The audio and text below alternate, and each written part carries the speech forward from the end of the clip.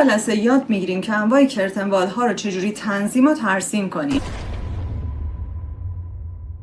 سلام، من الهام کیانی هستم. به کانال الهام آرکن لایف بسیار خوش آمدید. کرتن وال ها یا دیوارهای پرده‌ای جزو نماهای شیشه‌ای به حساب میان، هرچند کاربردهای دیگه‌ای هم دارن. از مزیت‌های اون میتونیم به سبکی و کاهش بار مرده ساختمون اشاره کنیم.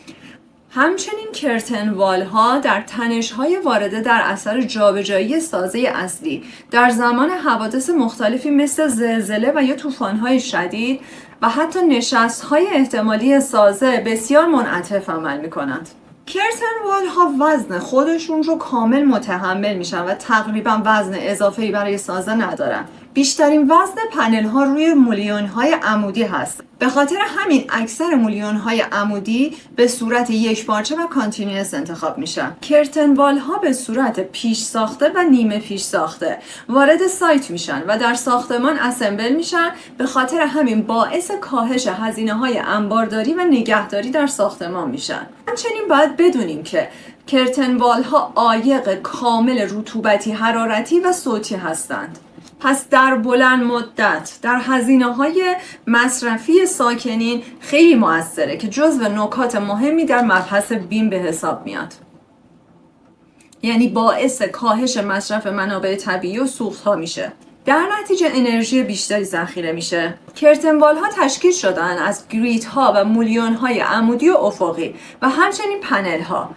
معمولا مولیون ها از جنس آلومینیوم هستند چون بسیار مقاوم و سبک هستند و پنل ها بیشترشون از شیشه تشکیل شدن. همچنین میتونن از ورق فولاد یا دیوار بنایی هم طبق طرح نمای ساختمون ساخته بشن. خب تا اینجا با کرتن وال ها آشنا شدیم. یه سری اطلاعات جامع در مورد کرتن وال ها بهتون دادم. وارد رویت میشیم و با نحوه ترسیم و تنظیمات کرتن وال ها بیشتر آشنا میشیم. بدون معطلی let's jump into رویت. خب وارد لول 1 میشیم تا بیشتر با کرتن وال ها آشنا بشیم. وال رو میزنیم و از قسمت پراپرتیز وارد وال ها میشیم. وارد دیوارهامون میشیم. با کرسر موس به سمت پایین میایم. 3 مدل کرتن وال به صورت دیفالت اینجا تعریف شده. Not defined, M exterior glazing, M storefront که در ورژن های پایین تر این Not defined رو همون کرتن وال زده که توی ورژن 2024 به خاطر اینکه ماهیت این کرتن وال بیشتر مشخص باشه Not defined زده که بدونین که این کرتن وال هیچ تنظیمات خاصی نداره و کامل باید از ابتدا تا انتها شما خودتون تنظیمات روش انجام بدین. بیاین دونه دونه هر کدوم اینجا بکشیم و بریم بررسیشون کنیم. اول همین Not defined. اکسید میزنیم، دوباره وال رو میزنیم، پراپرتیز رو باز میکنیم، ام اکستریور گلیزینگ رو میزنیم. این هم اکستریور گلیزینگ، دوباره اکسید، وال و آخرین مدلش استور فرانت. این هم استور فرانت. بریم تو حالت 3D.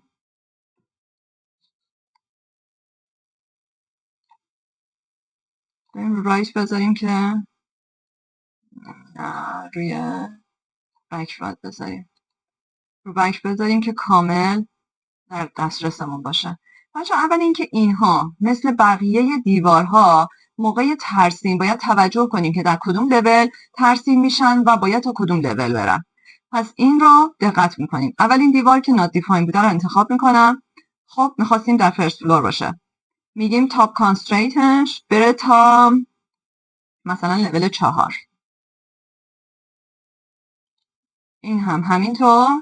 این که آن کانکتد مونده. بره تا لول 4. تنظیماتش رو کامل ببینید. تقسیم بندی ها رو توی حالت های مختلف کرتن وال داشته باشید. اوکی. این اولین موردی بود که کشیدیم. not defined یعنی هیچ تنظیماتی نداره. بچه‌ها نه گریدز داره، نه مولیون داره، نه بوردر داره، هیچی نداره. شما دستتون بازه به هر شیوهی که دوست دارید و مد نظرتونه و بهتون اعلام شده این رو ترسیم کنید. مورد بعدی که میتونیم بهش اشاره کنیم اینه که در پراپرتیز دقیقا مثل دیوارها بیس آفست و تاپ آفست داریم. یعنی میتونید از زمین بهش بیس بدید، بگید که مثلا 1 متر برو بالا و یا اینکه تاپ بدید بگیم منفی 2 متر بیا پایین. دیدی؟ خب مسلما ما فعلا هیچ کدوم از اینها رو نمیخوایم. کنترل زی میزنیم.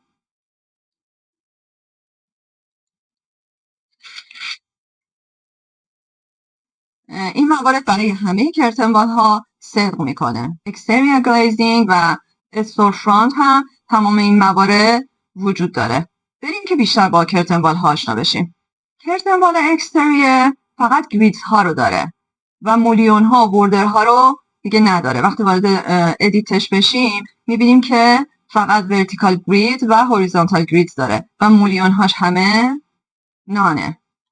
ولی در حالت استورفرانت همه رو داره، یعنی هم گریدز های افقی داره، هم گریدز های عمودی داره، هم مولیون های افقی داره، هم مولیون های عمودی داره و هم بوردر های افقی و عمودی داره.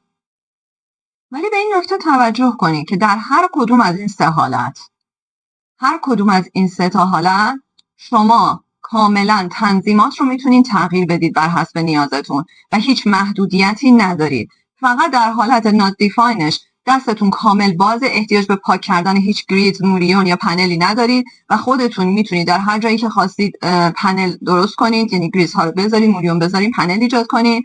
ولی در اینجا وقتی که در این دوتا حالت، یعنی اکستریر و استورفرانت، باید یه سری اضافه بشه، یه سری پاک بشه و این هم باز در کار ما تداخل ایجاد نمیکنه و کاملا دستمون بازه که مدل مورد نظرمون رو بهش بدیم. تنظیمات کرتن وال ها در دو قسمت واقع شد. یکی در ادیت تایپه که برای مشخص کردن گریدز ها، مولیون ها، بوردر ها و اینا ازش استفاده میشه و یکی هم در پراپرتیزه که ما برای مشخص کردن تعداد گریدز ها، مشخص کردن تاپ آفست و بیس آفست و این چیزا و حتی دادن زاویه به اونها ازش استفاده میکنیم. حالا بریم به صورت تخصصی جز به جز با همش آشنا بشیم. این دوتا رو پاک میکنم. خب بریم استار فرانت رو داشته باشیم. اولین موردی که باید بهش اشاره کنم و خیلی مهمه در انتخاب کرتن وال هاست. بچه‌ها انتخاب کرتن وال ها با انتخاب بقیه المنت ها متفاوته. یعنی شما نمیتونید بگید که من از راست به چپ انتخاب کنم همه کرتن وال انتخاب میشه یا از چپ به راست انتخاب کنم این اتفاق میفته یا نمیفته. اصلا به این موضوع ربطی نداره. شما باید برید روی کرتن والتون بیستید و این خطچین رو بهش توجه کنید. وقتی این خطین دور تا دور بوردر ظاهر شد یعنی کل کرتن والتون قابل انتخابه و شما میتونید روش کلیک کنید. قرار دادن ماوس روی صفحتون و استفاده از دکمه تب در کیبوردتون میتونید روی قسمت های مختلف کرتن وال حرکت کنید. حتی زمانی که به فرست فلور میریم بهش نگاه میکنیم متوجه میشیم که کامل از قسمت های مختلفی تشکیل شده. ببینید وقتی من برای انتخاب میام روی کرتن وال و کرتن وال رو با این خطچین ها کلیک میکنم و اوکی میکنم، کل انتخابمون در قالب کرتن واله و اینطوری ریز بریز بهش اشاره نمیشه. ولی وقتی من کلش رو با درگ کردن انتخاب میکنم ما میتونیم بریم وارد فیلتر بشیم و اجزاشو ببینیم. وال که همون کرتن واله، کرتن وال مولیون هامونه، یعنی همون پروفیل هایی که در قسمت های مختلف استفاده میشه. گریدز ها همون قسمت هایی هستن که ما باهاشون تقسیم بندی رو انجام میدیم. یعنی با گریدز ها ما میتونیم تقسیم بندی افقی و عمودی داشته باشیم و کرتن پنل هایی هستن که از شیشه هستن فعلا و ما میتونیم این رو به صورت تخصصی تغییرش بدیم، روی دیوار بنایی بذاریم، روی حالت آلومینیوم بذاریم، مثلا پنل خالی بذاریم یا پنل سالید بذاریم. ببینید وقتی که یک کرتن وال به صورت کامل انتخاب میشه، وقتی وارد جزئیاتش میشیم اینا رو داره. ببین الان این کرتن وال 5 تا پنل داره، 4 تا گرید وال داره، 11 تا مولیون داره، یه دونه وال که خودشه. اوکی کنیم از حالت انتخاب خارج شیم. ببین اینقدرش رو انتخاب میکنیم. فیلتر رو که میزنیم میبینیم که یه سری از موارد انتخاب نشده. ببینین کرتن پنلمون شد 2 تا، کرتن والمون شد یه دونه، کرتن وال مولیونمون شد 4 تا. یعنی تعداد محدودی از اعضای سازنده کرتن وال انتخاب میشه. پس حواستون باشه به طرز انتخاب کردنتون.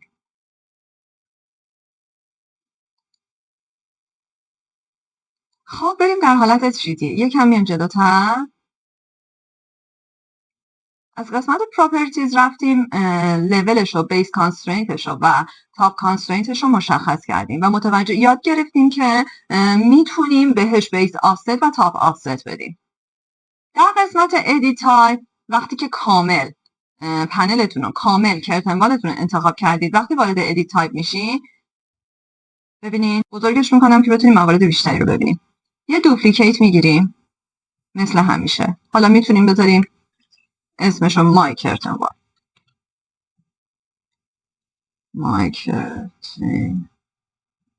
وال.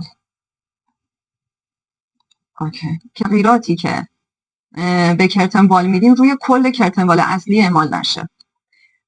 بچه ها ببینید اینجا یه سری ورتیکال گریدز داریم و هوریزونتال گریدز که اینها لی اوتش دست ماست که به چندین حالت مختلف تقسیم میشه. وقتی میذاریم رو حالت نان یعنی هیچ گریدزی نداشته باشه.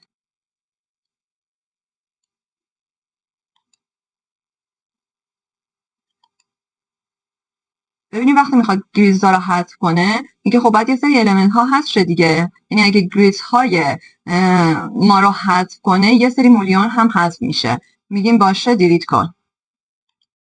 تمام گریدز های افقی و مولیون های افقی حذف شد. بک میکنیم، انتخاب میکنیم، وارد ادیت تایپ میشیم. مورد دومی که در اینجا وجود داره حالت فیکس دیستنسه، یعنی فاصله دقیق هر دو تا گرید رو با هم میدونید و بهش یه عدد دقیق میدید. میگین فاصله هر کدومشون همین 1.5 متر باشه یا هر عددی که مد نظرتونه و اپلای میکنید و اوکی میکنید.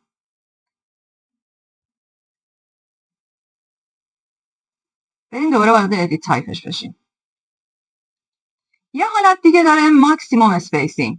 بهش ماکسیموم اسپیسینگ میدیم، یعنی میگیم در بیشترین حالت پنلمون مثلا 1 متر باشه، یعنی از 1 متر بیشتر نشه.